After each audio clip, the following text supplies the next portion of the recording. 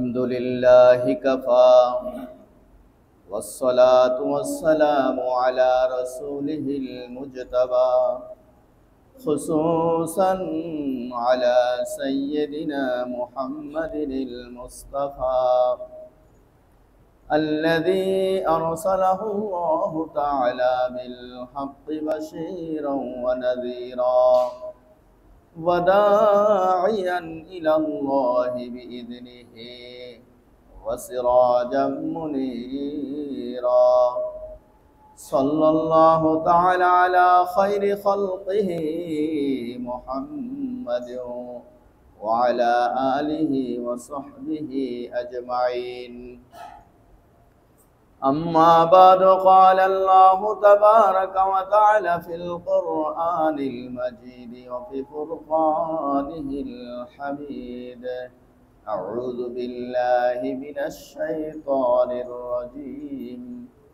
بسم الله الرحمن الرحيم لئن شكرتم لأزيدنكم ولئن كفرتم إن عذابي لشديد وقال تبارك وتعالى في شان حبيبه مخبرا وآمرا إن الله وملائكته يصلون على النبي يا أيها الذين آمنوا صلوا عليه وسلموا تسليما اللهم صل على سيدنا مولانا محمد وعلى آل سيدنا مولانا محمد هو الحبيب الذي ترجى شفاعته لكل هول من الأهوال مقتحمي اللهم صل على سيدنا مولانا محمد وعلى آل سيدنا يا أهل بيت رسول الله حبكم فرض من الله في القرآن أنزله اللهم صل على سيدنا مولانا محمد وعلى آل سيدنا مولانا محمد مشرب حب محمد مطلع دوان ما مطلع خورشید عشق سینہ سوزان ما بلغ العلا بکماله كشف الدجى بجماله حسنت جميع خصاله صلوا عليه وآله لا إله إلا الله لا إله إلا الله لا إله إلا الله لا إله إلا الله لا إله إلا الله محمد رسول الله صلى الله عليه وعلى آله وصحبه وسلم মুআজ্জাজ মুহতারাম কাবিল এহতিরাম ঐতিহ্যবাহী আজিমপুর দায়রা শরীফের সম্মানিত গদিনাসীন পীর সাহেব কিবলা মাদ্দাজিলুল আলী শাহ সুফি সৈয়দ আলহাজ হযরত মাওলানা ইনামুল্লাহ জোহায়ের বারাকাল্লাহু ফি হায়াতিকুম আমার শ্রদ্ধেয় চাচা শাহ সুফি আসিম বিল্লাহ মাদ্দাজিলুল আলী এই দরবারের সম্মানিত আওলাদগণ, আমার সম্মানিত মুসল্লিন ইকরাম, আমরা গত জুমায় শুকর সম্পর্কে আলোচনায় ছিলাম। খুতবার বিষয়বস্তু ছিল আল্লাহর শুকর আদায় করা সম্পর্কে। আল্লাহর নাশুকরিয়া করলে কি আযাব, কি ক্ষতি, কি ভয়াবহতা, সে সম্পর্কে অবশ্য আমাদের আলোচনা ওইভাবে হয়নি। আমরা আল্লাহর কাছে তৌফিক চেয়েছিলাম যে আল্লাহ যদি এই সপ্তাহে আমাদের এই জুমায় এই কথাগুলো শোনার বলার তৌফিক দেন। আল্লাহ সুবহানাহু ওয়া তাআলা দয়া করে মায়া করে ভালোবেসে সুস্থ শরীরে আমাদেরকে তার ঘরে জুমার জন্য সমবেত হওয়ার তৌফিক দিয়েছেন, সেজন্য বলি আলহামদুলিল্লাহ। আজকে জুমার খুতবা হচ্ছে আল্লাহ সুবহানাহু ওয়া তাআলার নিয়ামতের নাশুকরিয়া করলে কি ক্ষতি, কি ভয়াবহতা, কি আযাব হতে পারে সে সম্পর্কে। গত জুমায় ছিল শুকর আদায়ের উপকারিতা, শুকর আমরা কেন করব, শুকর কেন করতে হবে। আমি গত জুমারই আয়াতে কারিমাটা পড়েছি। তো আল্লাহ সুবহানাহু ওয়া তাআলা আমাদেরকে সব সময় তার শুকরগুজার বান্দা হয়ে থাকতে বলেছেন। আল্লাহর হাবিবও মুহাম্মদুর রাসূলুল্লাহ সব সময় বলতেন যে আমি যেন আল্লাহ তোমার শুকরগুজার বান্দা হয়ে থাকতে পারি। এজন্য আমাদের আকা, আমাদের সরদার, প্রাণের নবী, তিনি আমাদের অভিভাবক। তিনি না আসলে ঈমান কি জিনিস চিনতাম না, আল্লাহকে চিনতাম না, কোরআন পেতাম না। তিনি আমাদেরকে যেই শিক্ষাগুলো দিয়ে গেছেন, তিনার জীবনে পালন করে যা বলে গেছেন, সাহাবা ইকরামকে যা নির্দেশ করেছেন, সাহাবা ইকরাম যা বলেছেন করেছেন, এগুলো আমাদের অনুসরণ করতে হবে। এজন্য আল্লাহর হাবিব সব সময় বলেছেন কি আমি কি আল্লাহর শুকরগুজার বান্দা হব না। একবার আম্মা জান আয়েশা সিদ্দিকা রাদিয়াল্লাহু তাআলা জিজ্ঞেস করেছেন, ইয়া রাসূলুল্লাহ, আপনার তো আগে পরের সমস্ত গুনাহ আল্লাহ মাফ করে দিয়েছেন, নবীরা তো মাসুম, আর আপনি হচ্ছেন আল্লাহর হাবিব, প্রিয় বন্ধু, তো আপনি রাত জেগে জেগে নামাজ পড়ে পা ফুলিয়ে ফেলেন। তখন আল্লাহর হাবিব বলেছিলেন, আয়েশা, আমি কি আল্লাহর শুকরগুজার বান্দা হব না। এজন্য শুকর আদায়ের অসমাপ্ত কথাগুলো শেষ করেই আমরা নাশুকরিয়ার পরিণতি কি সেদিকে আমরা যাব। শুকর বিল কলব, কলব দিয়ে শুকর করতে হবে। আল্লাহ শুকরিয়া আদায় করতে হবে কি দিয়ে? কলব দিয়ে। এই কথাগুলো গত জুমা আমরা একটু স্পর্শ করেছিলাম, কলব দিয়ে। সেই ক্ষেত্রে ঈমানের সম্পর্ক হচ্ছে কলবের সাথে। তাহলে আমাদের ঈমানের মাধ্যমে আমাদের কলবে সবসময় আল্লাহর নিয়ামত রাজির শুকর আদায় করতে হবে। এরপরে বিল লিসান, জবান দিয়ে তাসবিহ তাহলিল পাঠ করে তার গুণগান মহিমা বর্ণনা করে কি করতে হবে? শুকর আদায় করতে হবে। বিল ফাইল, আমার কাজের দ্বারা, সেটা হচ্ছে ইবাদত, ইবাদতের মাধ্যমে আল্লাহর শুকর আদায় করতে হবে। এজন্য সুফিয়ান ইকরাম, বুজুর্গানে দ্বীন, আল্লাহর ওলিরা বিভিন্ন আমল শিখিয়েছেন। আবার মুর্শিদ কেবলা যে মিফতাহুল জান্নাহ লিখেছেন, সেখানে কত প্রকারের নামাজ। আমিও যখন এটাকে নিবিড়ভাবে দেখেছি, আমিই তো হতভম্বিত হয়ে গেছি যে এভাবে। এবং আমি জানতাম যে উনি এই আলাদা করে যে মিফতাহুল জান্নাহ কিতাবটা লিখতেছেন, এটা উনি কোন আলোকে সাজাচ্ছেন সেটা আমি বুঝতে পেরেছিলাম। সেটা হচ্ছে তোহফায়ে আসরারে খলিল ফার্সি, যেটা আরবির কিছু সংমিশ্রণ, উর্দুর কিছু আছে, কিন্তু ফার্সি ভাষায় পুরোটাই। খলিলুল্লাহ রহমতুল্লাহ আলাইহি যেই কিতাব উনি রেখে গেছেন এই দরবারের জন্য, উম্মতের জন্য, সেইখানে তো আমি দেখেছি যে এই দরবারে শুধু আমল নামাজ ছাড়া কোনো একটা নামাজ বাদে, কবলা জাল, আচ্ছা সূর্য দ্বিপ্রহরে আসা, ঠিক দুপুরে আসার আগে যে নামাজটা, এরপরে ঢলে গেলে নামাজটা, এগুলো কি আমরা জানতাম? তো এগুলো, এই সমস্ত কবলাল জাওয়াল, বাদার জাওয়াল, চাষটা কিন্তু আমরা জানতাম। কিন্তু এরকম করে মানুষের ফাঁসি হওয়ার আগে যখন সে নিশ্চিত হয়ে যাচ্ছে, তখন সালাতুল কেতাল আছে, সেটাও উনি লিখেছেন যে এরকম মানুষ আদায় করবে। তো সালাতুল শুকুর আছে।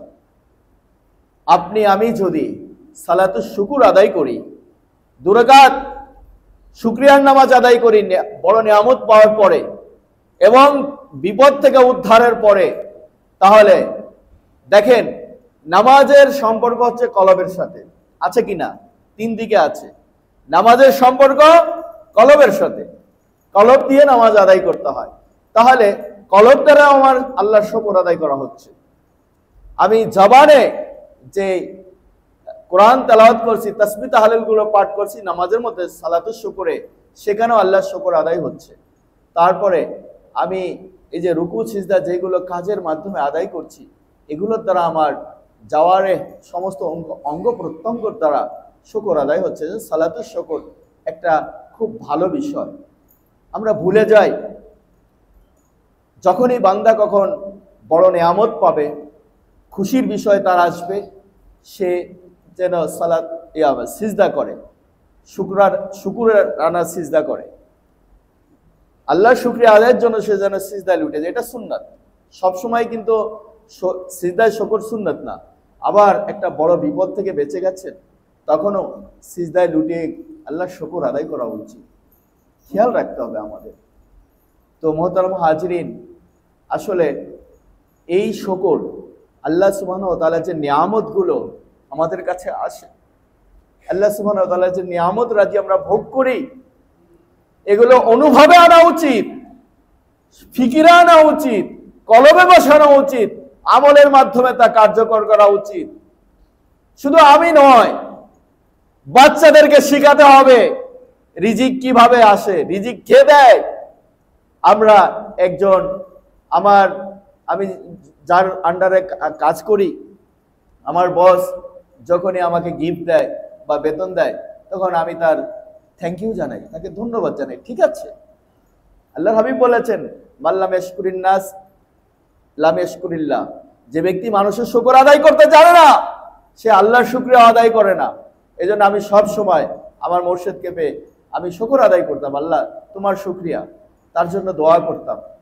তো আমি নিয়ামত পেয়েছি, আমি কোনো ধন দৌলত পেয়েছি, কিছু পেয়েছি, তার জন্য আমি শুকর আদায় করতাম। কিন্তু উনাকে দিয়েছেন কে? উনাকে সম্পদশালী কে করেছেন? আমার রব্বে কারিম করেছেন। এজন্য বাচ্চাদেরকে শিশু বয়স থেকে এই গল্পগুলো বুঝাবেন, রিজিক কিভাবে আসে। এভাবে বলবেন যে দেখো, আমি চাকরি করি, আমি ব্যবসা বাণিজ্য করি, এই ব্যবসার ব্যবস্থা আল্লাহ করে দিয়েছেন, আমার দোকানের ব্যবস্থা, আমার সম্পদের ব্যবস্থা, ফ্যাক্টরি ব্যবস্থা আল্লাহ করে দিয়েছেন, আমার জমিনের ব্যবস্থা আল্লাহ করে দিয়েছেন, চাকরি ব্যবস্থা আল্লাহ করে দিয়েছেন।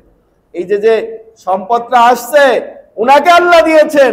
এভাবে ধারাবাহিকভাবে বলতে হবে যে উনারও শুকরিয়া আদায় করতে হবে, কাস্টমারের শুকরিয়া আদায় করতে হবে, তাকেও থ্যাংক ইউ বলতে হবে, ধন্যবাদ জানাতে হবে, ভালো ব্যবহার করতে হবে, তারও শুকরিয়া, সে আপনার কাছে আসছে। তো পক্ষান্তরে বাচ্চাদেরকে বুঝাতে হবে যে রিজিক কিভাবে আসে।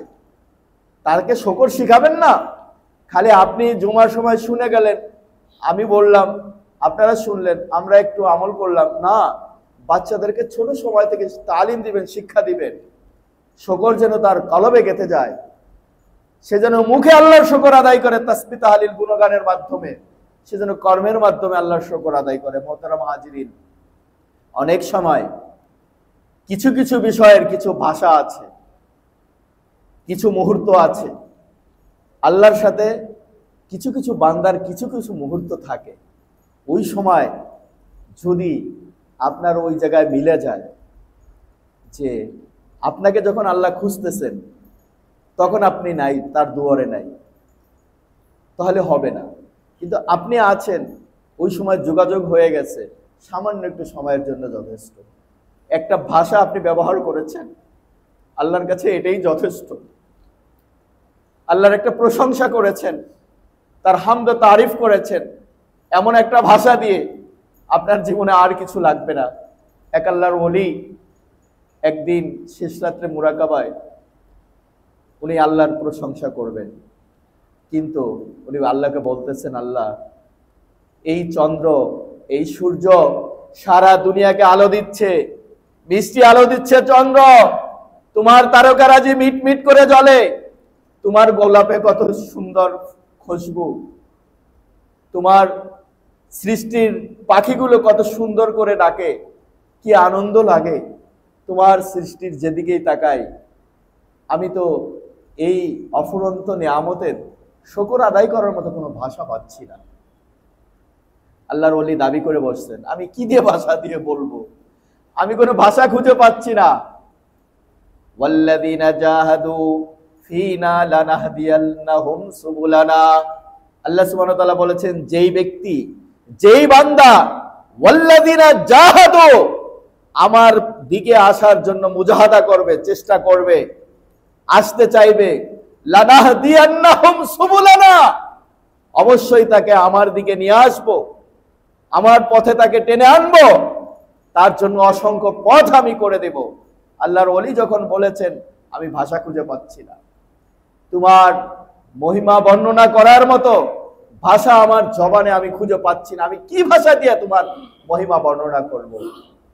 আল্লাহর ওলির কলবে আল্লাহ সুবহানাহু ওয়া তাআলা ঢেলে দিয়েছেন, তুমি জবান দিয়ে বলো, ইয়া রাব্বি, ইয়া রাব্বি লাকাল হামদ কামা ইয়ামবাগি লিজালালিকা ওয়াজহিকা ওয়া লিসুলতানিকা। আল্লাহ সুবহানাহু ওয়া তাআলা তার কলবে যখন ঢেলে দিয়েছেন, এই বাক্য তিনি উচ্চারণ করেছেন, ইয়া রব, ইয়া রাব্বি, হে আমার রব, লাকাল হামদ, তোমার জন্য প্রশংসা। সেই প্রশংসাটা কি? তুমি যেমন, আমার প্রশংসাটা তেমন। সংক্ষিপ্ত আকারে তিনি বলতেছেন, কামা ইয়ামবাগি, উপযুক্ত, লিজালালি ওয়াজহিকা, তোমার জালাল, তোমার যে নূর, সেই অনুযায়ী আমার এই বাক্যটা। ওয়ালি জামালি সুলতানিক, তোমার রাজত্ব, তোমার বড়ত্ব, তোমার মহিমা অনুযায়ী আমি লাকাল হামদ, আমার শুকর। বলুন আলহামদুলিল্লাহ। ফেরেশতারা আল্লাহর কাছে বলতেছে, আল্লাহ জানি কোন বান্দা যদি আলহামদুলিল্লাহ বলে, সুবহানাল্লাহ বলে, আল্লাহু আকবার বলে, তোমার গুণগান তাসবিহ তাহলিল পাঠ করে, জিকির করে, তোমার ইসমে জাতের জিকির করে, জানি কতটুকু সব তুমি আমাদেরকে লিখতে বলো, এটা তো জানি। কিন্তু তোমার এই বান্দা যেটা বললো, এটা সম্পর্কে আমার জানা নাই, আমি কি লিখব, এর পরিমাপ আমার জানা নাই, আমি কি লিখব। আল্লাহ বললেন, আল্লাহ তো জানেন যে বান্দা কি বলেছে, কিন্তু আল্লাহ আবার তার প্রশংসা ফেরেশতাদের মাধ্যমে, যে যাকে ভালোবাসে তার মুখ দিয়ে তার কথাটা শুনতে ভালো লাগে। আল্লাহর অভাব নাই, কিন্তু তারপরে কি আমার বান্দা কি বলেছে, তখন বললেন, ইয়া রব, হে আল্লাহ, আপনার বান্দা বলেছেন, ইয়া রব্বি, হে আল্লাহ, লাকাল হামদ, তোমার জন্য প্রশংসা। আর সে প্রশংসা সে এমন ভাবে করেছে, এমন ভাষা দিয়ে, যা আগে কেউ কখনো করেনি, এই ভাষা কখনো শুনিনি। আল্লাহ বললেন, তাহলে এটা দিয়ে, যেহেতু এটার সমপরিমাণ তুমি কিছু পাচ্ছ না, তাহলে আর খাতায় ওইভাবে লেখা দরকার নেই, তুমি দপ্তরে লিখে রাখো, আমার বান্দা যেই ভাষায় দোয়া করেছে সেই ভাষাটা লিখে রাখো। বলুন আলহামদুলিল্লাহ। আমি ময়দানে মাহশারে যখন দেখব আমার বান্দার কত নেকির প্রয়োজন, আমি এটা দিয়ে তাকে শেষ করে দেব। তখন আমি ওই অভাবটা, তার ঘাটতিটা, তার যে প্রয়োজন, এই প্রয়োজন অনুযায়ী আমি এটা রেখে দিলাম, আমি এখন ডিক্লার করলাম না, এই ভাষা সে যে উচ্চারণ করেছে এটা তাকে ময়দানে মাহশারে দিয়ে দেবো। বলেন আলহামদুলিল্লাহ। মুহতারাম হাজিরিন, আমাদের আল্লাহর ওলিদের কিছু দোয়া ভাষা আছে। অনেক সময় আপনি বলবেন, আমাকে কোশ্চেন করবেন, হাদিসে আছে। হ্যাঁ, হাদিসে সমর্থন তো থাকে। আল্লাহর ওলিরা কি সবকিছুর বাইরে? তারা কি এমন শব্দ, এই যে শব্দ চয়ন করেছেন ওই আল্লাহর ওলি, এখন আমরা অনেকে কখনো কখনো এই শব্দগুলো উচ্চারণ করি। যখন আপনি কলব দিয়ে, চোখকে বন্ধ করে এই শব্দগুলো চয়ন করবেন, আপনি আকীদা রাখেন, বিশ্বাস রাখেন, আল্লাহ আপনার কিরামুন কাতিবিনকে বলে দিবে, খাতাটা এখন কিছু লেখার দরকার নেই, শুধু দোয়াটা লিখে রাখো, এটা আমি ওই সময় ফিল আপ করে দেবো। আপনি আকীদা বিশ্বাস রাখেন, ইনশাল্লাহ হয়ে যাবে। তো মুহতারাম হাজিরিন, আমাদের গত জুমায় শুকর সম্পর্কে যে কথাগুলো ছিল কিছু অসমাপ্ত ছিল, এখন আমরা আসলে মূল খুতবার দিকে যাব। আমি আপনাদের সামনে সূরা সাবার 2টি আয়াতে কারিমা পাঠ করেছি। আল্লাহর শুকর আদায় করলে কি লাভ, শুকর কেন আদায় করতে হবে সেটা আমরা জানলাম, কিন্তু আল্লাহর নাশকর করা যাবে না। আমি আমার মোর্শেদ কেবলার সাথে বিভিন্ন অঞ্চলে সফর করতাম, বারবার একটা কথা বলতেন, কথার ভিতরে, গল্পের ভিতরে, বিভিন্ন ইয়ার ভিতরে বলতেন, মিয়া আল্লাহ সুবহানাহু ওয়া তাআলা কত বরকত বাংলাদেশে দিয়ে রাখছে, তুমি যেখানেই একটা কিছু গাড়ো সেখানে হয়ে যায়। আল্লাহু আকবার। এই যে আল্লাহর ওলির মুখের থেকে যে বারাকা, আল্লাহ বারাকা দিয়ে রেখেছেন, কিন্তু সেই বরকতের শুকর তো আদায় করতে হবে। সেই বরকতের শুকর যদি আমরা না আদায় করি, আমাদের জন্য ধ্বংস অনিবার্য। আল্লাহ সুবহানাহু ওয়া তাআলা স্পষ্ট করে কিছু তার কুদরতি জবান দিয়ে তিনি কিছু কালাম আমাদেরকে বলেছেন। আল্লাহ সুবহানাহু ওয়া তাআলা সূরা সাবার 16 নম্বর আয়াতে বলছেন, লাকাদ খানা লি সাবাইন ফি মাসকানিহিম আয়া।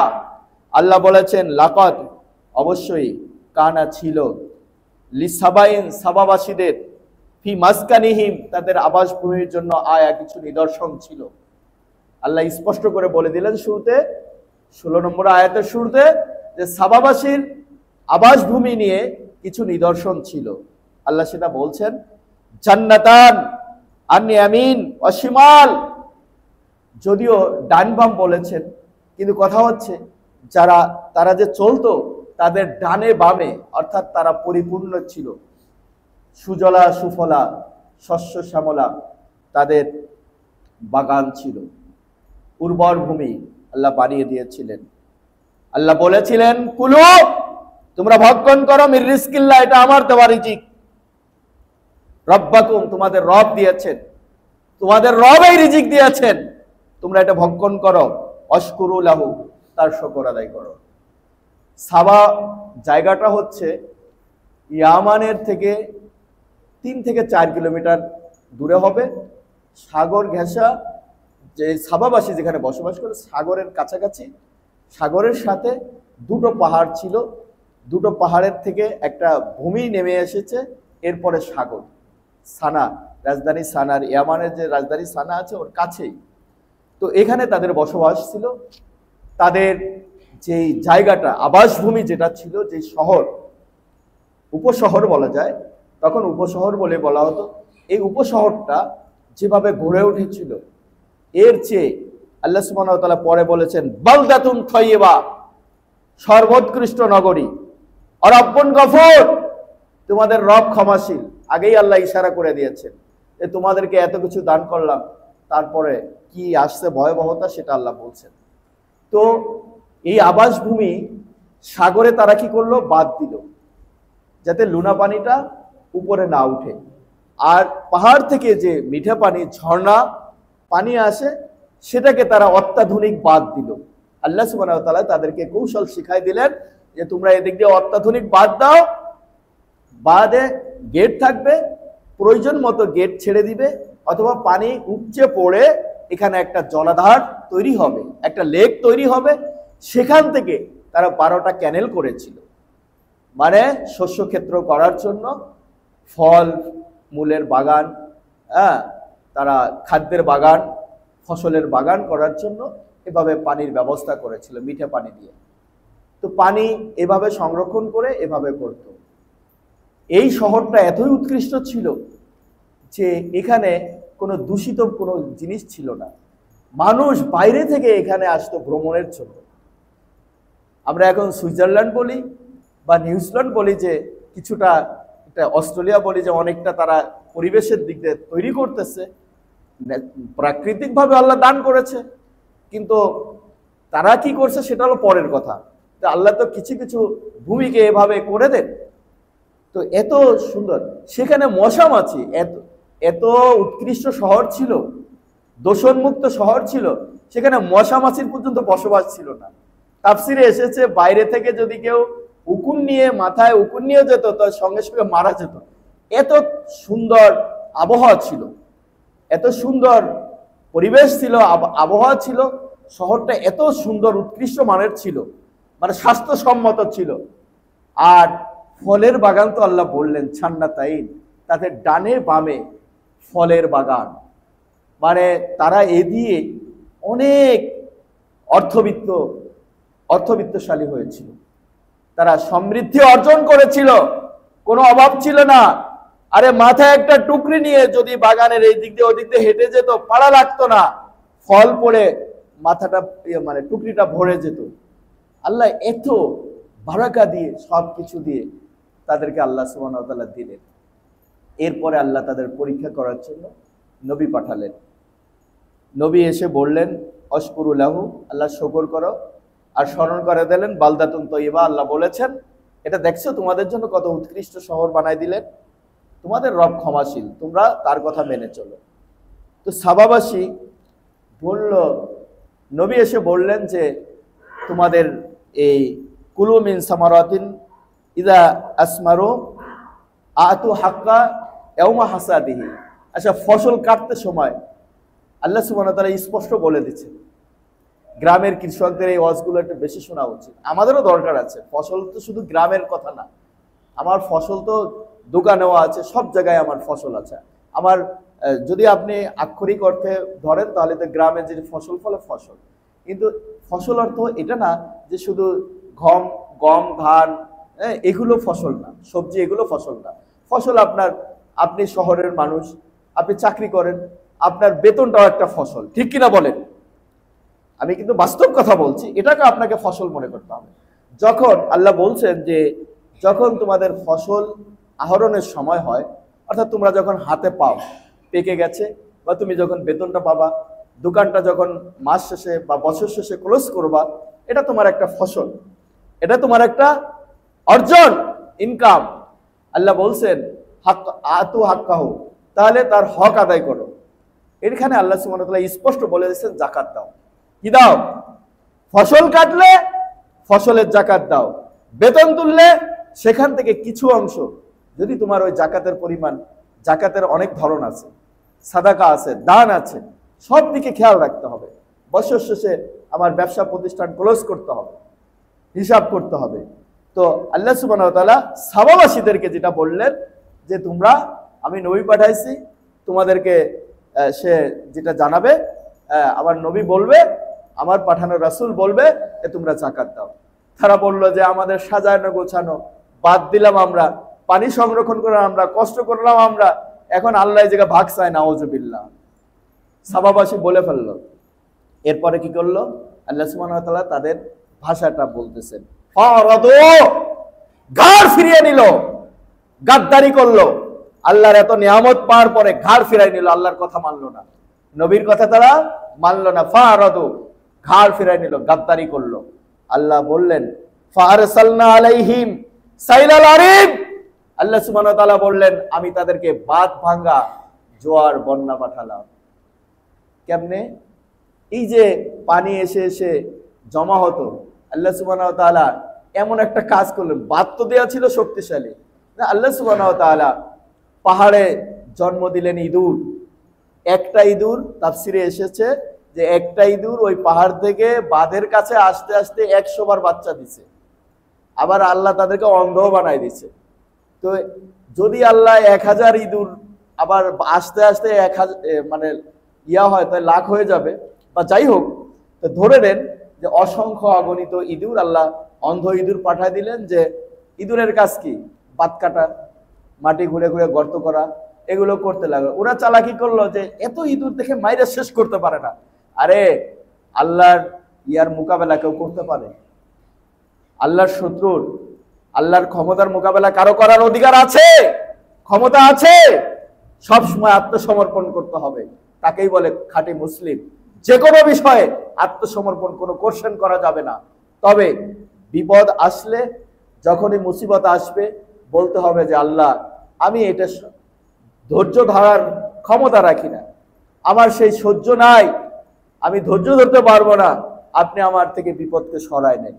তাও বিনয়ের সাথে সিজদায় পড়ে কান্নাকাটি করে আল্লাহর কাছে বলতে হবে।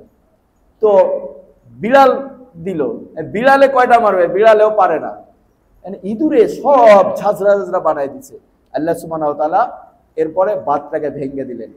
ভাঙার পরে এই যে পানির মানে শক্তি, বাঁধ ভাঙলে কি হয় জানেন না? আমি একটা জায়গায় ছিলাম, এই যে চাঁদপুরের মতলবে, মানে পানির উচ্চতা ছিল 15 ফিট। এই যে পদ্মার, এই যে মেঘনার যে পানিটা, এটার ইয়া ছিল উচ্চতা 15 ফিট, নিচে আমরা বসবাস করতাম। এখন সকালে শুনছি বাঁধ ভাঙে গেছে, তাড়াতাড়ি করে ছাদের পরে উঠে গেছে। মানে যদি 15-20 ফিট উচ্চতা থাকে, বাঁধ ভাঙলে সামনে তো কিছু রাখবে না। আর আল্লাহর গজবের গতি তো ভয়াবহ, একেবারে সব ভাসাইয়া সব শেষ করে দিয়েছে। তাদের বাগান কি হয়েছে, আল্লাহ সুবহানাহু ওয়া তাআলা বলছেন, বাদদালনা বিজান্নাতাইহিম জান্নাতাইনি জাওয়া আতাই উকুলিন খায়তিন ওয়া আসলিম ওয়া শাইইম মিন সিদরিন কলিল। আল্লাহ বলেন, আমি তাদের সমস্ত গাছপালা, ফসল সবকিছু তাদের সহ এমন ভাবে ধ্বংস করে দিয়েছি, ভাষায় নিয়ে সাগরে ফেলে দিয়েছি। শুধু সেখানে কিছু বিষাদ ফলের গাছ রেখে দিয়েছি, আর কিছু ঝাউ গাছ, আর 2-1টা কুল গাছ আমি রেখে দিয়েছি। আল্লাহ সুবহানাহু ওয়া তাআলা স্পষ্ট বলেছে। এই জন্য আল্লাহর হাবিব যখন এই অঞ্চল সাহাবা ইকরামদের নিয়ে অতিক্রম করতেন, তখন বলতেন, তোমরা দ্রুত যাও, এটা সাবাবাসীদের ধ্বংসের জায়গা, খবরদার এখানে দেরি করো না। তাড়াতাড়ি কান্না করতে করতে আল্লাহর কাছে পানা চাইতে চাইতে দ্রুত চলে যাও। আল্লাহ সুবহানাহু ওয়া তাআলা এগুলো রেখে দিয়েছে। তো এরকম বহু জাতি, শক্তিশালী জাতি এই জগতে এসেছে। আল্লাহ সুবহানাহু ওয়া তাআলার নিয়ামতের নাশুকরিয়া করার কারণে আল্লাহ সুবহানাহু ওয়া তাআলা তাদেরকে এইভাবে ধ্বংস করে দিয়েছে। আমরা শুনেছি আর একটা শক্তিশালী জাত ছিল, 6টি বড় বড় জাতিকে আল্লাহ ধ্বংস করেছে। তার মধ্যে আদ জাতি, তাদের নবী ছিলেন হুদ আলাইহিস সালাম। তো রাসূল পাক সাল্লাল্লাহু আলাইহি সাল্লামের জন্মের আরো 6000 বছর আগের ঘটনা। তারাও ইরমাযাতিল ইবাদ, আল্লাহ সুবহানাহু ওয়া তাআলা আদ জাতির বর্ণনা দিয়েছেন। তাদের উচ্চতা ছিল 60 ফিটের মতো।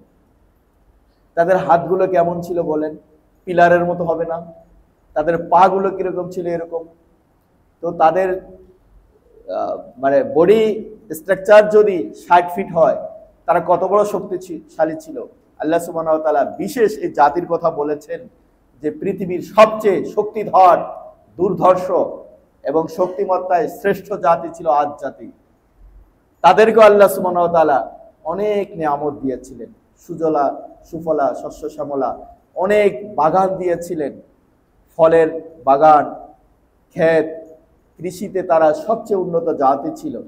তারা পাহাড় কেটে কেটে তারা কি করেছিল, বিল্ডিং তৈরি করেছিল, যেগুলো অত্যাধুনিক, আজকের বিল্ডিং এর থেকে কম ছিল না, সেগুলো অত্যাধুনিক। পাহাড় কেটে কেটে যারা বড় বড় কয়েকতলা বিশিষ্ট তারা ইমারত তৈরি করত, সুউচ্চ বিল্ডিং তারা পাহাড় কেটে কেটে ওইভাবে তৈরি করেছে, অত্যাধুনিক। কত মজবুত ছিল এই জাতির বসবাস। এরাও ছিল আমান থেকে ইয়ামেনের মাঝখানের জায়গাটাতে তাদের বসবাস ছিল। এখন সৌদি আরবের কিছু অঞ্চলে ইয়ামানে চলে গেছে, আর সৌদি আরবের ভিতরেও তাদের কিছু জায়গা আছে। সৌদি সরকার বেশ অনেক আগে একটা জরিপ করেছিল, তাদের ধ্বংসাবশেষগুলো নিয়ে বিজ্ঞানীদের এনে সেখানে সমীক্ষা চালিয়েছিল, সে কথা আমরা পর বলছি। আল্লাহ সুবহানাহু ওয়া তাআলা এই জাতিকে এত নিয়ামত দেওয়ার পরে তাদের নবী হুদ আলাইহিস সালাম বলেছিলেন যে খবরদার, তোমরা আল্লাহর বিরোধিতা করো না। তারা মূর্তি পূজা করতো, কিন্তু আল্লাহকে মানত, কিন্তু তারা ছিল নির্ভীক, ভয় পেত না। আল্লাহর আযাবের ভয় তাদের অন্তরে ছিল না। হুদ আলাইহিস সালাম বারবার শুনিয়েছেন যে কোনো সময় তোমাদের পরে আল্লাহ এই আযাব দিতে পারেন, এরকম এরকম তোমাদের পরিণতি হতে পারে। আল্লাহ আমাকে বারবার মেসেজ দিচ্ছেন, তোমাদের ওয়ার্নিং দেওয়া হচ্ছে, তোমরা সতর্ক হও, যে কোনো সময় তোমাদের পরে ধ্বংসযজ্ঞ নেমে আসতে পারে। ড্যাম কেয়ার, তারা নির্ভীক ছিল, আল্লাহর আযাব সম্পর্কে ভীত ছিল না, নির্ভীক ছিল, কিন্তু মাঝে মধ্যে আল্লাহকে মানত, কিন্তু আল্লাহর আযাব সম্পর্কে তাদের কোনো তোয়াক্কা করতো না তারা। আল্লাহ সুবহানাহু ওয়া তাআলা অবশেষে যখন দেখলেন যে অবদ্ধতার চরম সীমায় পৌঁছে গেছে, নবীকে মিথ্যা প্রতিপন্ন করছে, বিভিন্নভাবে তারা মানছে না, তখন আল্লাহ সুবহানাহু ওয়া তাআলা তাদেরকে ধ্বংস করার যে আযাব পাঠিয়েছিলেন। আল্লাহ সুবহানাহু ওয়া তাআলা বলছেন সূরা ফুসসিলাতে, ফাআরসালনা আলাইহিম রিহান সরসরান, আল্লাহ সুবহানাহু ওয়া তাআলা তাদের প্রতি ভীষণ বায়ু অর্থাৎ ঘূর্ণিঝড় পাঠিয়েছিলেন। ফি আইয়ামিন নাহিসাতিন, একটা অশুভ দিন, সেই দিনটা তাদের জন্য শুভ ছিল না, তাদের করার কিছু ছিল না। 60 ফিট দেহ নিয়ে কত বড়াই করেছে, কত ক্ষমতা দেখিয়েছে, ইমারত তৈরি করেছে পাহাড়ের খাস কেটে কেটে, কত শক্তিমত্তায় ছিল, সেগুলো কোনো কাজে আসেনি। আল্লাহ সুবহানাহু ওয়া তাআলা তাদেরকে আযাবের স্বাদ আস্বাদন করিয়েছেন। আল্লাহ সুবহানাহু ওয়া তাআলা সূরা হাক্কায় 6, 7, 8 নম্বর আয়াতে স্পষ্ট করে বলেছেন, ওয়া আম্মাত, এবং আদ জাতি, ফাউহলিকু বিরিহিন সরসরান আতিয়া, আমি তাদেরকে প্রচন্ড বাতাস দিয়ে তাদেরকে ধ্বংস করেছি, ঘূর্ণিঝড় দিয়ে। সাখখারাহা আলাইহিম সাবা লায়াল, কম নয়, সেই ঝড়ের গতি কি ছিল? 5000 কিলোমিটারও নয়। আল্লাহর আযাবের ধ্বংসযজ্ঞ কেমন চলেছে? আমাদের তো 60 কিলোমিটার 80 কিলোমিটার হলেই সিগন্যাল একেবারে উপরে উঠে যায়, সব শেষ। আর এটা হাজার হাজার কিলোমিটার বেগে এই ঝড়টা চলেছিল। 2-1 ঘন্টা থামে কমে না, গতি কমে। আল্লাহ সুবহানাহু ওয়া তাআলা বলছেন সাবা লায়াল, শুরু হয়েছিল বিকেল বেলা থেকে, 7 রাত চলেছে আর 8 দিন, অর্থাৎ 7 রাত 8 দিন কিভাবে তাণ্ডব চালিয়েছেন। সামানিয়াতাল আইয়াম হুসুমান, আল্লাহ বলেছেন একই গতিতে, ঝড়ের গতি কোনোভাবেই কম ছিল না। 7 রাত 7 দিন তাণ্ডব চালিয়েছে। ওই বিজ্ঞানীরা বলেছে, আমেরিকা ইউরোপের বড় বড় সেরা সেরা বিজ্ঞানীরা সৌদি সরকারকে বলেছে, আমাদের পরীক্ষা নিরীক্ষায় যতটুকু ধরা পড়ে এটা 6-7 হাজার কিলোমিটার বেগের কম না। কারণ ওই ঝড়ে তাদের পাহাড়ের যে বাড়ি ঘরগুলো ছিল, পাহাড় কেটে খাস কেটে কেটে যে বাড়ি ইমারত বানিয়েছিল, তাও ধ্বংস হয়ে গিয়েছিল। কিন্তু আল্লাহ তাদের দেহগুলোকে কিসের মতো রেখেছিলেন? খেজুর গাছ যদি পড়ে থাকে, খেজুরের ডালা বা খেজুর গাছ যদি ঝড়ে পড়ে থাকে কেমন দেখা যায়? বড় খেজুর গাছ। আল্লাহ সুবহানাহু ওয়া তাআলা বলেছেন যে কান্নাহুম আজাসু নাকলিন খাবিয়া, তাদের দেহগুলো মনে হচ্ছিল অসাড় হয়ে খেজুর গাছের মতো পড়ে আছে, এরকম পড়ে পড়েছিল দেখার জন্য। দেখবে মানুষ যেন ইবরাত হাসিল করে। তাই 7 রাত 7 দিন। ফাহাল তারা লাহুম মিন বাকিয়া, আল্লাহ তাআলা হাবিবকে বলছেন তাদের কিছু আর কি অবশিষ্ট ছিল? ফাহাল তারা মিন বাকিয়া, তাদের কি কিছু আর ছিল? কিছু ছিল না। আল্লাহ সুবহানাহু ওয়া তাআলার নাফরমানি, তার নিয়ামতের নাশুকরিয়ার ফলাফল যদি এটা হতে পারে, এরকম ধ্বংস যে আল্লাহ তখন করেছিলেন, নাউজুবিল্লাহ, সেই আল্লাহর শক্তি কি কমেছে? নাউজুবিল্লাহ না, সেই আল্লাহ আল্লাহই মহান আছেন। তার প্রচন্ড শক্তি, না শুধু প্রচন্ড নয়, সর্বময় ক্ষমতার অধিকারী আল্লাহ। সে আল্লাহ সুবহানাহু ওয়া তাআলা ইশারার আগেই সবকিছু ধ্বংস করে দিতে পারেন, তার কাছে বাতাসও লাগে না। আল্লাহ এমনি এমনি ধ্বংস করে দিতে পারেন। সেই আল্লাহই আছেন। কিন্তু আমরা কেন বেঁচে যাচ্ছি? আমরা কি নাফরমানি কম করি? আমরা কি সম্পদের জাকাত ঠিক মতো দেই? ফসল তুলে কি ঠিক মতো ভাগ করি? বেতনটা পেয়ে কিছু সাদাকা দান কি করি? সবাই করি না। আল্লাহ যাদেরকে, আল্লাহর ওলিদের মাধ্যমে যাদের কলব তৈরি হয়ে গেছে, যারা বুঝ পেয়েছে, তারাই একমাত্র করতে পারে। আল্লাহ সুবহানাহু ওয়া তাআলা বড় একটা ছাড় দিয়ে দিয়েছেন কোরআনুল কারীমের আয়াত।